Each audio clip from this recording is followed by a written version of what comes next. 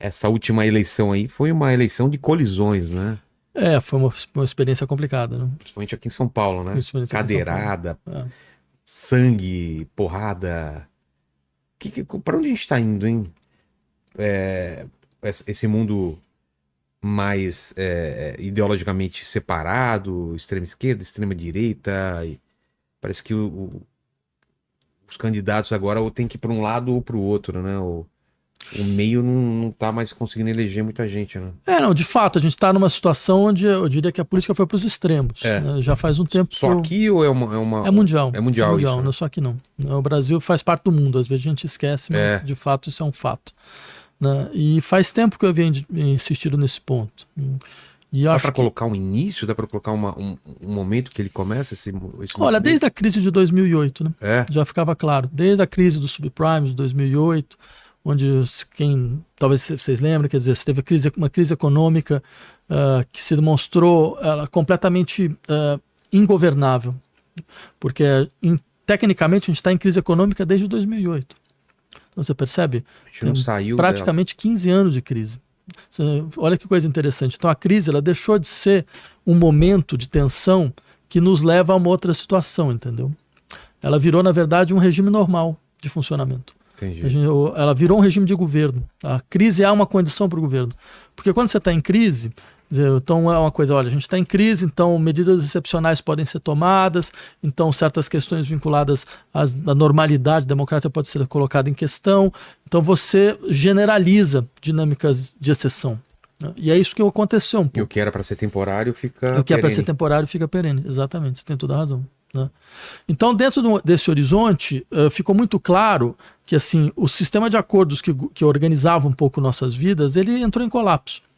E a extrema-direita ela foi crescendo por quê? Porque ela é uma força de ruptura. Então ela fala, não, de fato, não tem mais nenhuma maneira da gente conseguir gerenciar nossas vidas da forma como antes a gente fazia. Mas estranho que a esquerda era esse ponto de ruptura, né? Exatamente. Ela perdeu esse papel? Perdeu. Esse é o nosso drama.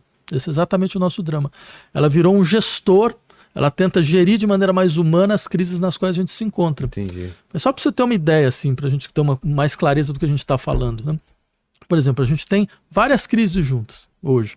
Crise ecológica, crise econômica, social, política, crise psíquica, por aí vai. Pega o caso da crise ecológica. Né? Você acha que é possível efetivamente gerenciar a crise ecológica? Tudo que foi feito, ela conseguiu retardar o processo da crise ecológica? Parece que não. Ao que tudo indica, não. Né? Quer dizer, na verdade, a gente acelerou essa dinâmica. E a gente acelerou porque não é uma coisa da boa vontade. Jogou os prazos lá para frente, né? 2030, não sei o que, a gente vai zerar não sei o que e tal. Exatamente. Você tem 3 graus de aumento da temperatura média, isso já está se realizando. As pessoas já percebem que elas já têm uma mudança radical do que era o seu meio ambiente. O meio ambiente, as pessoas lembram, há 15 anos atrás, 20 anos atrás, agora era um momento de frio. Então isso acabou. Enchentes. Tornados, furacões. Você vai tendo um meio ambiente que não é mais aquele com o qual você lidava anteriormente. Né? Só que o que acontece? Você espera que as causas disso pudessem ser combatidas. E as causas são muito claras, quer dizer, basta você ver qual é o modelo econômico que a gente tem, como é que você tem a ocupação da terra, certo? Como é que você tem a sujeição da ocupação do espaço, as exigências maiores de... O lixo. Exatamente, é o lixo, certo? Digamos, a escolha do agronegócio como escolha preferencial da nossa economia, com tudo que isso implica. A utilização da água, né? Exatamente, exato, entre tantas outras coisas. Então você espera o quê? Numa situação de crise, as pessoas elas vão desenvolver as ações possíveis para que as causas parem. E a causa não foi tocada, pura e simplesmente. Então você sabe que o processo vai continuar. É porque me parece que os governos eles não têm uma pretensão de ser de uma coisa que passe 30, 40 anos. Ele quer resolver economicamente os problemas daquilo lá e aí depois causas como a ecologia deixa mais para frente, porque não vai ser agora que vai aparecer alguma coisa, né? Você colocou a questão mesmo como ela acontece. Eu diria o seguinte, tem uma razão para isso. Isso não é só um problema de governo. O nosso sistema de produção funciona dessa forma. Você está dentro de um processo como um processo capitalista, onde assim, ele é baseado numa ideia que é a ideia da maximização dos interesses individuais. Tá. Você tem teus interesses, o outro tem seus interesses. Então, cada um tem que correr atrás dos seus interesses. Se todo mundo correr atrás dos seus interesses, a riqueza comum vai se produzir, entendeu? Porque você tem seus interesses, você quer fazer um produto melhor do que o outro, então para que você consiga mais espaço, concorrência, toda essa história. Só que numa lógica como essa, veja, os seus interesses individuais são interesses daqui para 5, 10 anos. Daqui a 30 anos você não está mais aqui. Por que você tem que se preocupar com o que está acontecendo no mundo daqui a 30 anos? Você nem vai estar aqui.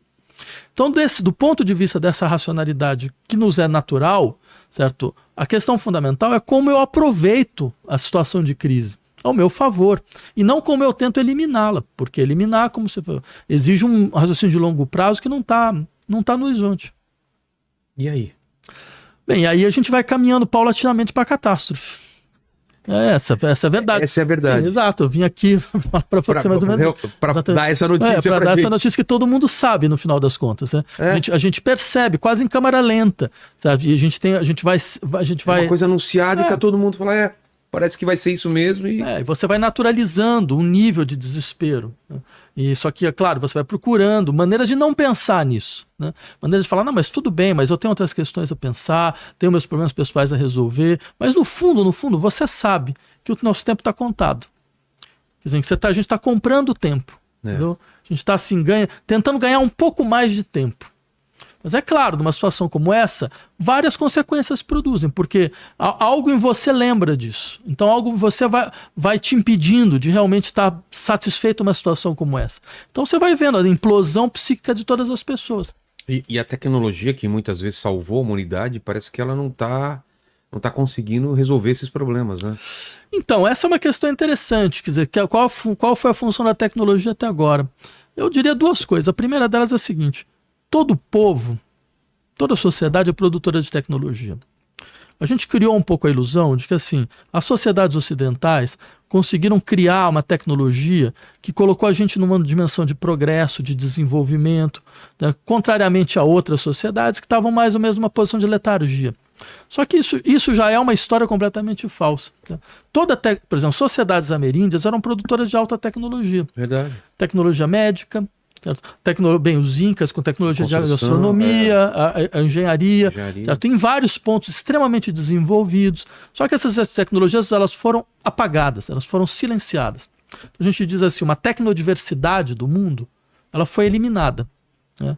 Então isso tem um lado. Por outro lado, essa tecnologia que a gente conhece hoje, ela não está operando, tendo em vista o aumento da riqueza social, a melhoria da vida das pessoas. Até porque basta você ver, quando as tecnologias se desenvolvem, a vida das pessoas efetivamente melhora ou piora?